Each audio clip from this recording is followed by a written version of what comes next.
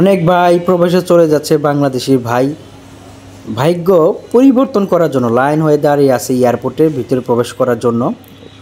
সবাইকে শুভ সকাল। আমি রয়েছি হযরত শাহজালাল আন্তর্জাতিক বিমানবন্দরে ঢাকায়। এটা সকলের চিত্র আপনাদের দেখাবো।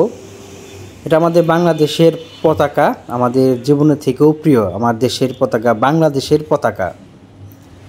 এই যে দেখতে পাচ্ছেন একটা মাঠ, সবাই বসে আছে মাঠে। প্যাসেঞ্জার যাত্রী রয়েছে, যাত্রীর সাথে তাদের আত্মীয় স্বজন বন্ধুবান্ধবও আসছে। এই খোলামেলা পরিবেশে বসে থাকে, কেউ মাথায় ব্যাগ বা লাকিস নিয়ে শুয়ে থাকে, বাইরে প্লাস্টিক ময়লা পড়ে আছে। এখানে পানির ব্যবস্থাও নেই যে তারা বসে পানি খায়, বা পানির কলও নেই, তারা দূর থেকে তাদের পানি আনতে হয়। এখানে ঘাস গাছ, সুন্দর সুন্দর আপনি প্লাস্টিকের শোয়ার যে ব্রেঞ্চ রয়েছে সেগুলো এখানে থাকতে পারতো, সুন্দর করে গুছিয়ে রাখতে পারতো। যেহেতু এখানে যাত্রীরা বসে, আত্মীয় স্বজনরাও আসে, খোলামেলা পরিবেশে ভালো লাগে, তাদের সাথে কথা বললাম। এখানে প্লাস্টিক পড়ে আছে, ময়লা পড়ে আছে এবং ধুলাও উঠছে। এখানে একজন ভাইয়ের সাথে কথা বললাম, যাত্রীর সাথে। ভাই, ভিতরে নামাজের জায়গা, খাওয়ার জায়গা, ভালো পরিবেশ রয়েছে, কেন ওখানে যান না? সে বলল, ভাই ভিতরে গরম এবং প্রচণ্ড মশা, বাইরে পরিবেশটা ভালো, খোলামেলা, বসতে ভালো লাগে। আমরাও কিন্তু বাইরে ময়লা ফেলছি, বাস্কেট থাকার পরও, ময়লার ঝুড়ি থাকার পরও, কারণ আশেপাশে পরিবেশটা ময়লা। আর যদি এটা ফ্রেশ বা পরিষ্কার থাকতো, আমরা কিন্তু ময়লা সে বাস্কেটে বা ঝুড়িতেই ফেলতাম। কেউ কর্মকর্তা দিয়ে পরিষ্কার করে রেখে এখানে ঘাস, গাছ, তারপরে ব্রেঞ্চ, এগুলো রাখা দরকার ছিল, পরিবেশটা সুন্দর করা দরকার ছিল। যেহেতু যাত্রীদের ভালো লাগে এখানে এসে বসে, খোলামেলা পরিবেশ।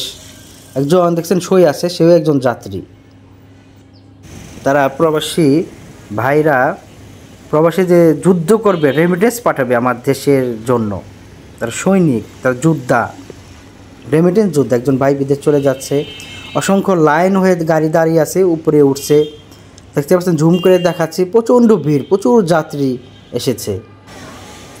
আর কী আপনি লাকিসে নিতে পারবেন আর কি পারবেন না, সেটা আপনাদের আমি দেখাচ্ছি।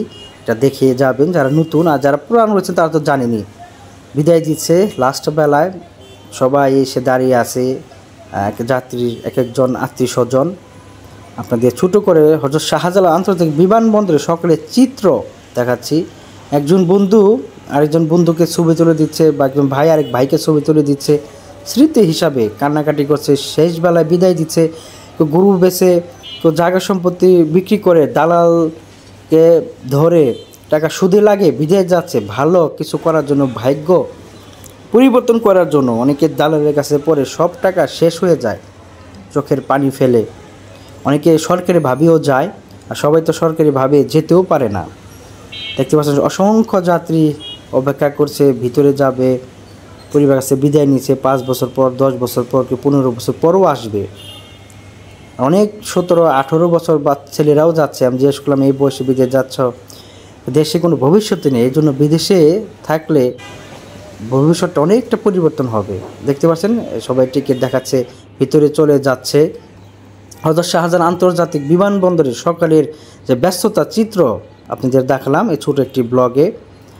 আর আপনাদের নতুন টার্মিনাল হচ্ছে, এটা আমাদের হযরত শাহজালাল আন্তর্জাতিক বিমানবন্দরের সামনে ফুটেজ আপনাদের দেখাচ্ছি। সবাই ভালো থাকবেন, সুস্থ থাকবেন, খুদা হাফেজ।